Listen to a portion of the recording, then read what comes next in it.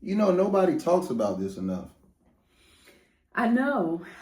When you're married entrepreneurs, you think about building a business together and it sounds so exciting. You think about the freedom, you think about the impact that you can have, about the autonomy and just building a legacy together. Right. And then somewhere along the line, you stop and you look at yourself, you look at your partner, and you think, why do I feel so alone?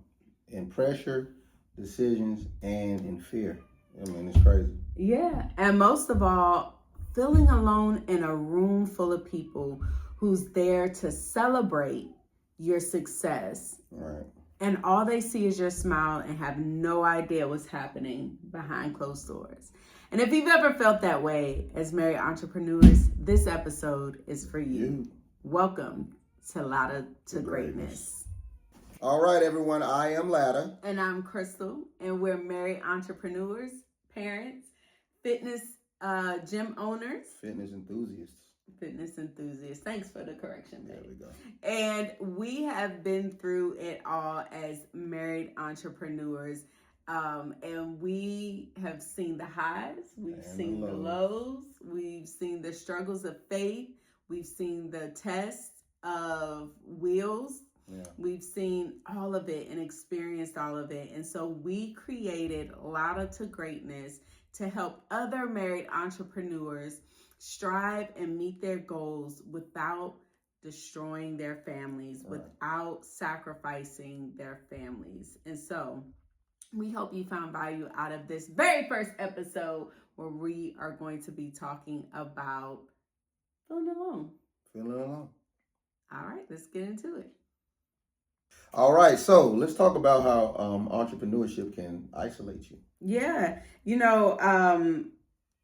people assume that owning your own business is great, right? That you have the flexibility, you have the autonomy, you can be your own boss, you get to call the shots. Right.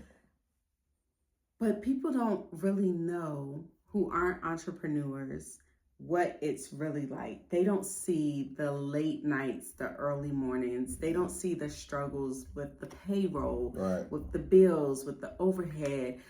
They don't see the constant decisions that you have to make, fear of letting people down.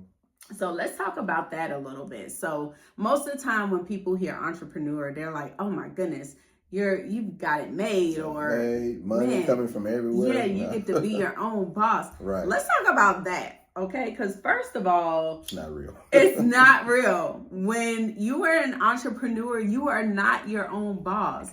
In fact, every client that you have, whether it's a service or a product that you are selling, every client that you have that you service, every contractor that you come in contact with, they are your boss, right? Correct. Because that client that you're serving, in whatever capacity and whatever realm that you're in, they're your boss. You have to cater to them. You have to be there on time. You have to show up and be consistent. You have to make sure that you are following through on whatever it is that you made a promise to them about. They are transactional. Yeah. Right. So like for us with our gym, y'all know what time we wake up? 3:30 in the morning. 3:30 in the morning. 3:30 a.m. comes around real fast. Right. But we do that so that we are there and prepared to receive people for our first session that's at 5:30 a.m. Right. So every person that walks through our doors is our boss. Right. Because if we aren't servicing them, if we aren't fulfilling our promise to them, then what happens? Like they walk away, right? Walk away. And so that's the first misconception, I think, is that people think that once you take this entrepreneur road that you become your own boss. Right. And that's not the case at all. Yeah. So what do you think about that? I mean, like you said before, it's transactional. You have to get up. You have to be willing to do all the dirty work, pretty much getting up, getting ready, getting everything prepped. I mean, we have 2 girls as well, so Yeah. You know, with the girls, we got to make sure we know who's going to get them, who's going to take her, who's going to go in first, who's going to take them to school, Yeah. and all that. And I mean, we might not get to bed till like 10 o'clock, 9:30, 10 o'clock at night from doing all that work. So yeah, you know, it's not for the weak by any long shot. It's really not. Yeah. So let's talk about too, like the responsibility, which I know all of our other married entrepreneurs and even single entrepreneurs can probably relate to, is the amount of responsibility that rests on your shoulders, and even that fear of disappointing, of letting people down, like whether it's your family, whether it's the clients that you serve. Right. Have you ever felt that way, like you weren't quite making the mark and that you was letting either your family down, yourself, or even clients? Not really. I just kind of feel like it's, you have to work. Like my thing is, if I don't work, then my family don't get fed. So that makes me have to get up and go. Like whether I don't want to get up or not, I have to do that for my family, So I think that's important. Understanding your goal. What's your goal? What keeps that, engine running inside of you, So I would say definitely number one would be family. So of course, that's just how, as a man, that's how I feel. What you thinking?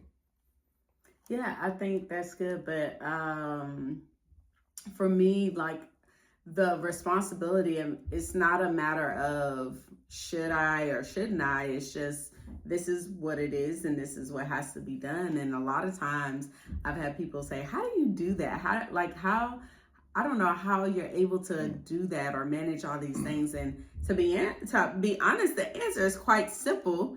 It is by the grace of God. Because I don't even know.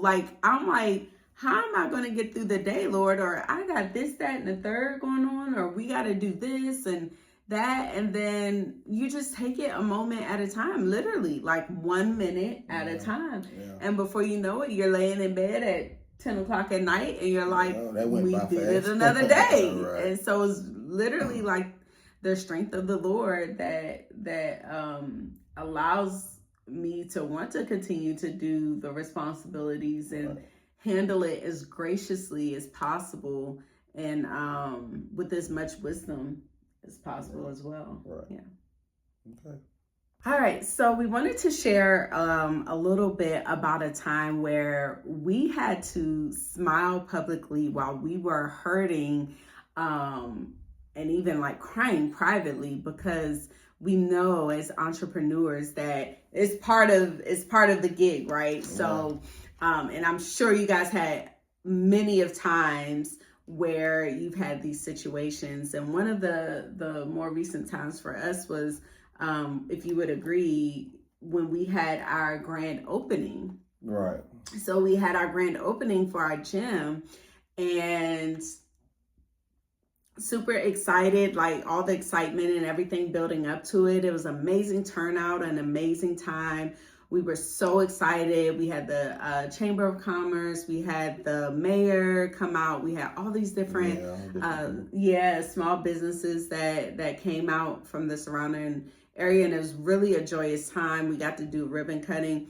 But behind the scenes, we were struggling. Behind the scenes, we had a GoFundMe. The GoFundMe. Yeah, that was tough. Yeah, we started a GoFundMe to be able to pay rent for the gym. Right. So, and that was really tough because here we were having a grand opening and not knowing how long we would be open, and having to even do a GoFundMe. I mean, what was that like when we made a decision and say, hey, we need to go do a GoFundMe, reach out to people? Yeah, it was tough. I mean, it was a prideful thing for me, I was just like, man, like we really got to do this. Like, want to fight for the gym and be able to fight for the people that we were serving, that we, it was like, man, we gotta figure out something to kind of help us get that spark until we get to the amount of, people that we need to have. So yeah, that was very and for me, embarrassing, and it was like hurting at the same time, you know. But you know, we had to do what we had to do. Yeah. And you know, paid off. So yeah, I know I definitely felt embarrassed at first. I also felt like a failure. Like I felt like us creating the GoFundMe was a sign that we were not good enough and that we weren't doing the best that we could. I seen it as a sign of weakness, almost like, you know, here we are, you know, we have this vision, we're moving forward with it, and now we have to ask other people for help. So there's definitely a pride element, and we know what the Bible talks about, you know, what it says about pride. And I think once we both got past that initial pride part of it and initial embarrassment, and we looked at it as not an opportunity for other people to talk about us and talk about us failing because we needed to start a GoFundMe, and changing that perspective to this is an opportunity for the community to help support a vision that we believe in. Then I had to go back to work too, remember? So me going back facing the people that I just told, like, hey, you know, this is it for me. Me and having to go back, it was like, man, like I got to go back and now kind of explain to everybody, hey, this is what happened, you know. So yeah, it was definitely heartbreaking to do that. But, you know, like you said, we had to do it for the community and what we felt like something, I mean, you know, we needed that. Like, we needed to get that experience to be able, like, hey, it happens. Like, it's like, it's probably multiple businesses that went through that as well. So that's what I was thinking too later on after it happened. So let's talk a little bit and dive deeper into the concept of married entrepreneurs who can sometimes feel isolated or alone as they're going through their entrepreneurial journey. So entrepreneur couples often stop being teammates. You know, pressure changes us. And if we aren't careful with how we treat our spouses, we can start seeing them as just an employee, just a problem solver, a critical thinker, all these other things that are business related but aren't necessarily related to marriage. So let's talk about that a little bit. How are you able to keep me in the mind of, yes, still running certain aspects of our business, but then also still keeping me first as wife and then second as COO or CEO of our business? Oh man, I don't even think I think of it like that. I'm more so like, hey, I know that our you know, our position that we do carry at the gym, you know, you're good at the admin stuff as well. Of course, I know some of the stuff, but I don't really look at it as like, man, I'm losing myself into this thing, losing my, you know, it's more so like, you know, I joke around, I do my thing. So I'm still keeping the business aspect of it. However, I know that, like, you know, this is my wife. So I'm kind of like joking around here and there, like, oh yeah, we got to do this. All right, well, you do this, I do that. Oh, let's talk about what we're going to do later. You know, stuff like that to kind of keep it in that frame instead of just like, oh, she's the boss, you know, that's the CEO, this is the third, you know, I don't really look at it like that. But I know people could get caught up in that, you know, and they just start fading away from that, you know, they kind of be serious all the time. And it's like, oh, we got to get this done, you know. So I think I try to keep that humor involved in it and kind of make it fun. So yeah, I think you said something really good, humor and keeping that connection. Right. Also compartmentalization. I think being able to compartmentalize, turn it on and off is really important. So when it's time to be down to business, when you're, you know, in that space of business together, you're able to put on those hats and have those roles. But then when it's time to take those hats off and go home, that you're able to set that aside. Don't take it home. So, and then, like, first and foremost, like you said, the humor in it. It takes much less muscles to smile than it does to frown. And so the humor, having humor and maintaining that humor is a great way to kind of bring things back and lighten it up. Right. Okay, so I don't care if it's like a corny dad joke, or if you're like, I don't think I had those, but yeah, go. I do, but I don't know if they're called corny mom jokes, but I'm full of them. But just something that breaks the ice, the monotony, okay? Because it can be very tense if you allow it to be. Right. So if something happens at work and you guys have a disagreement or something that's, business related, you can't carry that on into home life. Like, you shouldn't be arguing about that at the dinner table. Especially when you got kids. Yeah, and it's hard. Like, don't,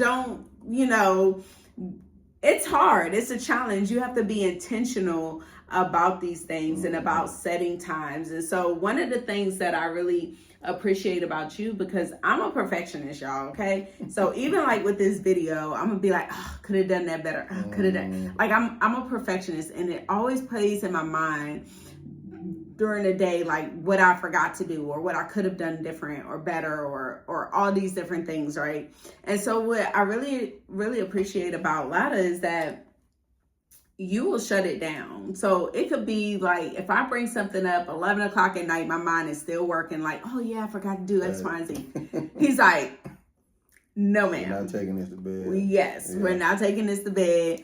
After 9 o'clock, we're not talking business. Right. So phone down, lock in, get ready for bed. Like, we're not doing that. So accountability is also another thing, right? So the great thing about being married entrepreneurs and being about partners is that you are partners, right? That you help each other. You aren't always going to both be perfect, and where the other one is lacking, that other person can help make up for that. And so, and just as that for an example, I really appreciate that you're able to kind of stick to that and say, all right, like, that's done. We will pick it up tomorrow. Nothing is that important to discuss right now. And so I really appreciate that, and just maintaining that balance. Sometimes we need reminders, especially when we're in the thick of it. You're like, oh, but there's so much. Emotions running high. Yeah, but you have to recenter yourself. You have to have that balance and just make sure that you are staying connected to your spouse with that humor. Even if it's like, if you guys aren't like a big couple that's big on humor, but whatever connects you. So even if it's like talking about whatever your favorite memory is, if it's your wedding day or maybe a cool vacation that you guys took together, just to break it up and say, man, we really had a great time when we took our vacation to X, Y, and Z. What do you think? Do you think we can make that happen this year? Do you think that we can do this? You know what I mean? Yeah. Have a great transition. Throw on that movie y'all both like. Movies are great. Yeah. Netflix and chill is great. Yeah, that's a great and expensive way to kind of reset. Yeah. I say expensive. Yes. Yeah, inexpensive. See, that's what I'm talking about. See, when I mess up, he's there, and vice versa. So yeah, just really try to focus on what are your boundaries going to be far as time, and what does it look like? What are your transitions? Almost like your safe words, so to speak, right? So when you have that transition, all right, when I start talking about, that fun vacation we have, or when I start talking about what's for dinner, we know that it's time to switch it up. And so, and that way that helps give you a break. So you can remember, guys, ladies, okay, we are always going to be married first. Everything else comes after that. All right. Your husband, your wife, your spouse, like, you are married first. Your spouse is first, your best friends first. The business comes after that. The business came after that for the most part. So you have to make sure that we are constantly pouring and constantly caring for that foundation that we built, so you can continue to move forward. I hope that helped. Right. So in this final segment, we're going to talk about the hope shift. All right.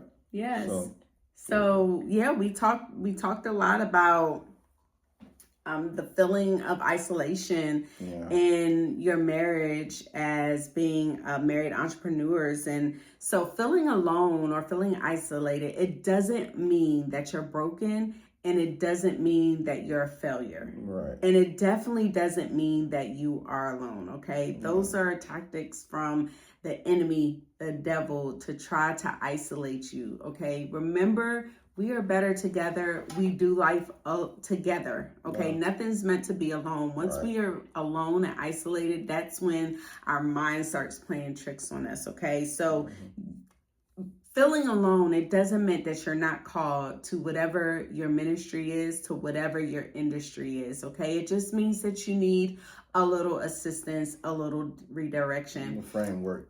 Yeah, a little framework. And so we actually have the perfect opportunity to help you dive deeper into that. So Ladder to Greatness, we are doing a 5-day couples reset. Yes. And it starts July 13th. This is where of 2026. And this is where we are going to allow couples to come in and be a part of our 5-day challenge to really help reset and reshift our mind as entrepreneurs who are married and have families, or maybe don't have families. Right. But whatever your circumstances, if you are married entrepreneurs, we want to serve you. We want to help you. So hit the link in the description to learn more about it. Go to our website, laddertogreatness.com, where you can also get more information on it and sign up.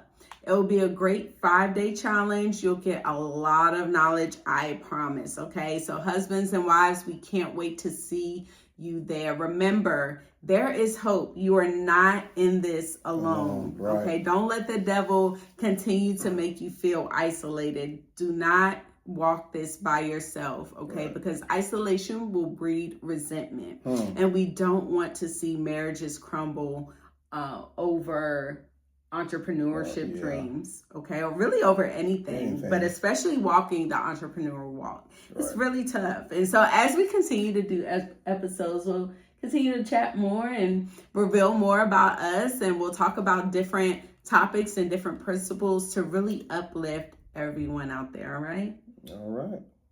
Any final thoughts? No, I mean, I think, just go ahead and join and check us out. And we can, help you guys. And we just can't wait to see you guys and meet you guys. Yeah. So like, share, and subscribe. Thank you for tuning in today to Ladder to Greatness. I am Crystal. And I am Ladder. Peace. Peace.